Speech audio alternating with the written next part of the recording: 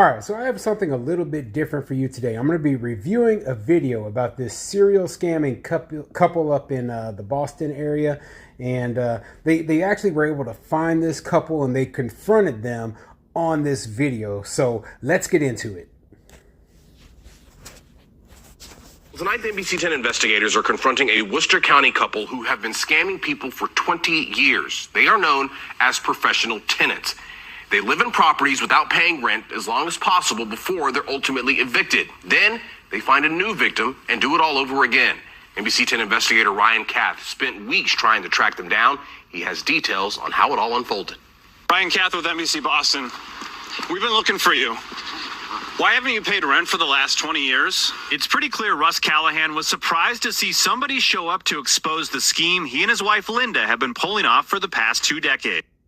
Yeah, that's you got to be brave to be able to confront these people, because keep in mind they are criminals. Okay, so a lot of them, they can, whether they have a history of violence or not, they could get violent knowing that they are, facing the the public, knowing who they are, where their business is, and they don't like it. Decades. Russ, come out and answer some questions. As we told you earlier this month, the Callahans have a habit of showing up at homes for rent with a positive first impression and a stack of paperwork. What were the documents that he gave you? Credit report, background check, pay stubs. But after signing a lease and handing over the keys, the rent checks always bounce. Bank sent me this back. It says the account has been closed. The Callahans string property owners along with excuses until they finally come to a painful realization.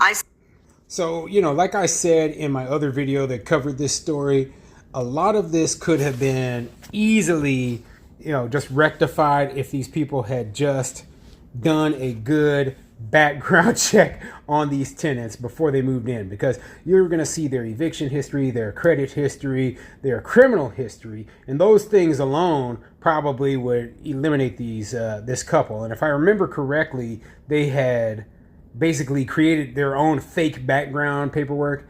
And this is why I said, hey, don't trust the background paperwork that your tenants are giving you. Run the background yourself.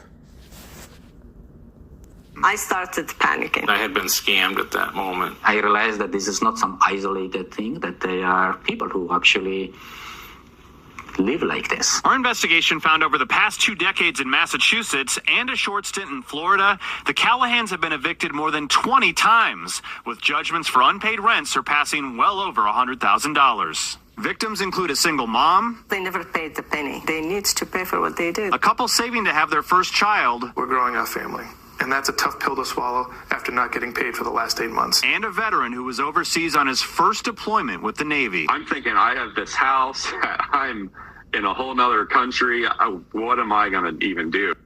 So yeah, like I said, all the people they're highlighting are small mom and pop landlords, so it's not surprising. It's not surprising. I've known many other small landlords, right? And a lot of them, they kind of cut corners when it comes to the stuff that, a professional property management company or that a more experienced landlord would never do.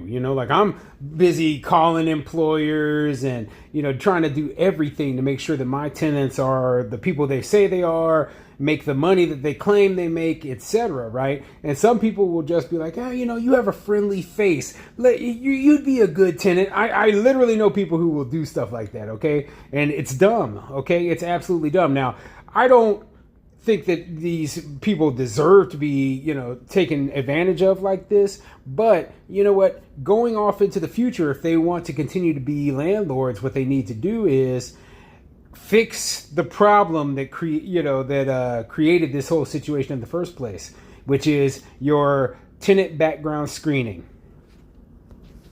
Around Worcester Housing Court, it seems like everyone knows the Callahans. You're not going to get her out this year. Attorney Henry Rafelson has been involved in at least 6 eviction cases. Callahans certainly owe the most money of anybody I've seen in Worcester County. Why do you think they decided to keep doing this? Because they're living in very, very nice places.